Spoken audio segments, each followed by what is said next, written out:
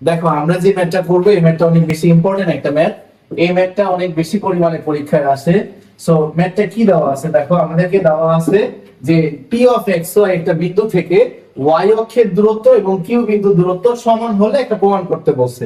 So এই ম্যাথটা পারার আগে আমাদের একটা কনসেপ্ট জানতে হবে, সেটা হলো পি অফ এক্স ওয়াই হতে একটা বিন্দু ধরো P of X Y, P of X Y থেকে এক্স অক্ষের দূরত্ব, এক্স অক্ষের দূরত্ব, এক্স অক্ষের দূরত্ব সেটা হবে কোটির সমান, সেটা হবে কোটির সমান, অর্থাৎ কোটিটা আমরা জানি এখানে ওয়াই আছে। সো এটা হবে আমাদের ওয়াই এর সমান মডুলাস অফ ওয়াই, কারণ দূরত্ব কখনো নির্ণীত হতে পারে না। আবার এটা জানতে হবে পি অফ এক্স ওয়াই হতে বা থেকে ওয়াই অক্ষের দূরত্ব, ওয়াই অক্ষের দূরত্ব, ওয়াই অক্ষের দূরত্ব সমান সমান ভুজের সমান। সো ভুজটাকে আমরা x দ্বারা প্রকাশ করি মডুলাস অফ x। এইটুকু মনে রাখলেই হবে যে p অফ xy হতে x অক্ষের দূরত্ব y এর সমান, p অফ xy হতে y অক্ষের দূরত্ব x এর সমান। সো এই জিনিসটা কিভাবে আসে আমরা একটু দেখাই। এটা আমাদের একটু জেনে নিতে হবে। দেখো ফর এক্সাম্পল আমরা যদি একটা বিন্দু কল্পনা করি, এখানে ধরো এটা একটা বিন্দু, এটা p অফ xy বিন্দু। সো আমরা এই বিন্দুতে যাওয়ার জন্য আমাদেরকে দুইটা অক্ষ বরাবর যেতে হবে, x অক্ষ বরাবর x ঘর, y অক্ষ বরাবর y ঘর। ফর এক্সাম্পল দেখো প্রথমে আমরা x অক্ষ বরাবর x পরিমাণ আমরা যাব এবং y অক্ষ বরাবর y পরিমাণ আমরা যাব।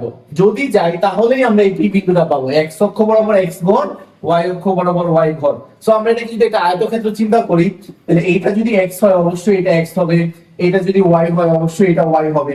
সো আমরা এখন p অফ xy এটা আমরা জানি x অক্ষ, এটা আমরা জানি y অক্ষ। সো খেয়াল করে দেখো আমরা এখান থেকে চিন্তা করতে পারি যে p অফ xy হতে x অক্ষ, দেখো p অফ xy বিন্দু হতে x অক্ষ, এই দূরত্বটা কি দূরত্ব খেয়াল করো, p অফ xy হতে x অক্ষ এই দূরত্বটা দেখো y এর সমান।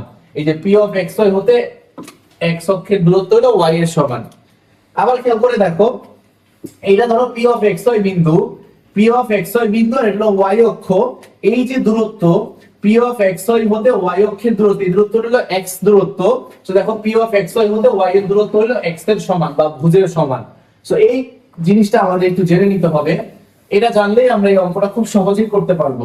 সো খেয়াল করে দেখো আমাদেরকে কি কি দেওয়া আছে, আমাদেরকে বলছে p অফ xy বিন্দু হতে y অক্ষের দূরত্ব এবং q বিন্দুর দূরত্ব সমান। জিনিসটা বুঝো ভালো করে, p অফ xy এইটা হতে y অক্ষের দূরত্ব, p অফ xy হতে খেয়াল করে দেখো এই y অক্ষের দূরত্ব প্রথমে এটা বের করতে হবে, p অফ xy হতে y অক্ষের দূরত্ব। এবং আরেকটা জিনিস বলছে, সেই জিনিসটা হলো p অফ xy হতে q বিন্দুর দূরত্ব। দুইটা জিনিস বলছে খেয়াল করে দেখো, p অফ xy হতে y অক্ষের দূরত্ব এবং p অফ xy হতে q বিন্দুর দূরত্ব, এই দুইটা দূরত্ব তোরা সমান বলছে। সো আমরা আলাদা আলাদা ভাবে করি, খেয়াল করে দেখো আমাদেরকে প্রথমে যেটা বের করতে হবে p অফ xy হতে, খেয়াল করে দেখো p অফ xy হতে y অক্ষের দূরত্ব, p অফ xy হতে y অক্ষের দূরত্ব, এটা আমরা মাত্র শিখলাম, সেই দূরত্বটা হলো y অক্ষের দূরত্ব ভুজের সমান অর্থাৎ x। সো আমরা এটাকে x লিখতে পারি বা modulus of x, p of xy হতে y অক্ষের দূরত্ব মডুলাস অফ x, এই যে এখান থেকে আমরা পাইছি। আবার কি বলছে দেখো p অফ xy হতে q 3,2 বিন্দুর দূরত্ব। সো আমরা এটা বের করব, দেখো p অফ xy হতে, p অফ xy হতে q বিন্দু অর্থাৎ 3,2 এর দূরত্ব। সো দূরত্ব বের করার সূত্র আমরা জানি root over x2 - x1 whole square plus y2 - y1 whole square. এটাকে আমরা x2 ধরতেছি, এটাকে আমরা x1 ধরতেছি। So x2 - x1 whole square plus y2 - y1 whole square. দেখো আমরা দূরত্ব বের করে ফেললাম, এই যে এটাকে আমরা ধরলাম x2, এটাকে আমরা ধরলাম y2, এটাকে আমরা ধরলাম x1, এটাকে আমরা ধরলাম y1। So x2 - x1 whole square plus y2 - y1 whole square. এখন আমাদেরকে প্রশ্ন মতে এই দুইটা দূরত্বকে ওরা সমান বলছে। খেয়াল করে দেখো প্রশ্ন মতে এদের দূরত্বগুলো সমান বলা হয়েছে, প্রশ্ন মতে এদের দূরত্বকে সমান বলা হয়েছে। সো সমান যেহেতু বলছে আমরা এখান থেকে দুইটাকে সমান ধরতে পারি, root over x - 3 whole square plus এটা হলো y মাইনাস 2 হোল স্কয়ার সমান সমান হলো x। সো এটা জিনিস খেয়াল করে দেখো, এখানে রুট আছে, এই রুটটা যদি অন্য পাশে যায় তাহলে এটা স্কয়ার হয়ে যাবে। So x minus 3 whole square plus y minus 2 whole square সমান সমান, দেখো এই পাশে একটা রুট আছে, এই রুটটা ওই পাশে গেলে স্কয়ার হয়ে যাবে, তার মানে এটা x স্কয়ার হয়ে যাচ্ছে। এরপরে দেখো এটাকে আমরা আসলে এরকম লিখতে পারি যে a minus b whole square.